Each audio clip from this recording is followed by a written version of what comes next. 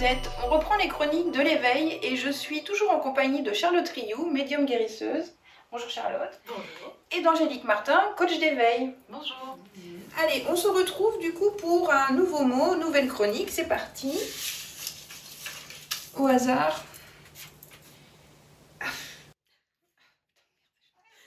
J'avais dit que je ne faisais pas de réaction. Bon, c'est trop tard, c'est fait, vous l'avez vu. Éveil et doute. Comment faire confiance, dans ses perceptions en fait. Et je pense que c'est vraiment un vécu interne. Si je peux te donner un exemple comme ça, je peux pas douter en fait de ce que je vis quand j'ai une âme et que je suis en communication avec elle en fait. Ok, donc quand on est déjà vraiment, en fait là tu es déjà sûre de ça. Bah avant je l'étais pas, je savais que ça existait, ah oui, qu'il y avait une vie après la mort, etc. Mm. Mais à partir du moment, excuse-moi je te coupe Charlotte, mais à partir du moment où tu vis le truc et tu as vraiment une conversation en fait d'âme à âme, même si la personne est défunte, je sais pas si ça se dit, mais je me suis perdue. Mais oui, en fait pour toi du coup t'as pas de doute dans il n'y a pas de doute en mes perceptions. Quoi. Ok. Mais c'est plutôt justement au départ quand on commence. Ouais, c'est ça la oui. enfin, oui, mais du coup c'est intéressant de voir qu'à un moment donné t'en as plus. Mais oui, c'est les premières fois où t'as entendu, tu dis ça vient d'où ce truc là, c'est quoi? Oui. Est-ce que c'est moi qui invente? Est-ce que c'est ça enfin, aussi, je l'ai vu comme ça. Oui, possible. Mais c'est effectivement le début et la fin. Voilà, les départs on se dit mais attends, on entend mais...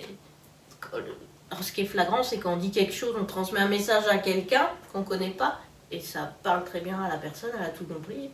Je dis, ah bah oui, ça vient pas de moi, je savais... Enfin, donc ça a l'air juste, ok. C'est progressivement, on se dit, ah bah oui, en fait, ça, je l'ai entendu comme ça, donc bah oui, c'est pas ma tête qui a inventé ça, là, c'est pas mon vocabulaire, c'est pas moi qui aurais dit ça. Bah, finalement, c'est la répétition d'expérience. Oui. Qui va vous permettre d'arriver au stade où tu disais, où bah, tu es sûr finalement de ce que tu perçois, vis ou... oui, puis je pense qu'aussi l'échange avec les autres personnes, donc tu te dis t'es pas la seule à vivre genre de truc, hein. Ouais. Ça te permet aussi de te réconcilier avec le fait que chacun peut avoir des perceptions différentes en fonction de si tu entends, si tu vois. Donc échange, c'est aussi pour ça que je faisais ces petites vidéos, c'était pour permettre justement aussi d'aller...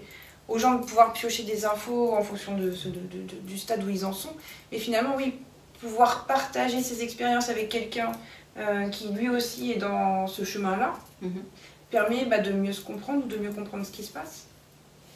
Oui, tout à fait. Puis d'avoir vraiment son mode de fonctionnement pour justement ne pas douter. Tu vois, par exemple, moi quand on me disait « Ah bah tu vois, moi je vois ça », je disais « Bah non, moi je vois pas. Par contre, j'ai l'impression que je sais que cette information-là, elle est juste parce que je le sais en fait, mais je peux pas l'expliquer.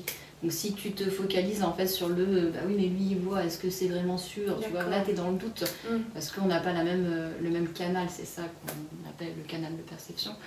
Mais je pense que les doutes s'arrêtent à force d'échanger avec d'autres personnes et d'avoir de plus en plus d'expériences différentes. De se faire confiance quoi.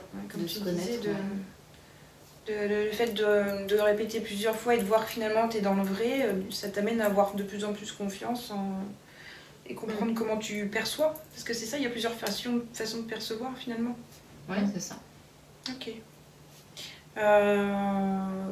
Vous voyez d'autres choses à rajouter du coup sur l'éveil et puis ce doute qu'on peut avoir Je pense que le doute en plus pour moi c'est nécessaire en fait de douter, de se remettre en question à un moment donné.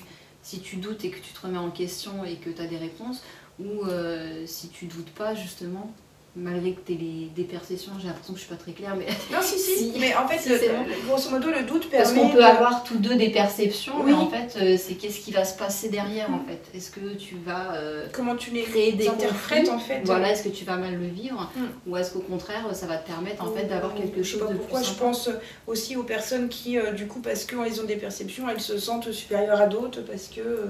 on entend beaucoup, oui, c'est un don, ils sont des élus. Oui, donc là, ça vient de douter. Voilà, c'est pour ça que j'entendais ce que tu voulais dire, dans le sens où douter, effectivement, ça permet peut-être aussi de rester à sa place, à sa juste place. Ouais. Ok. Donc le doute pour toi est plutôt bénéfique aussi. Oui, je trouve, à partir du moment où c'est pas bloquant. Ok, très bien. Bah, merci pour vos retours sur du coup ce mot qui était éveiller doute, comment faire confiance dans ses perceptions. Je vous dis à bientôt pour la prochaine chronique. Au revoir, à bientôt.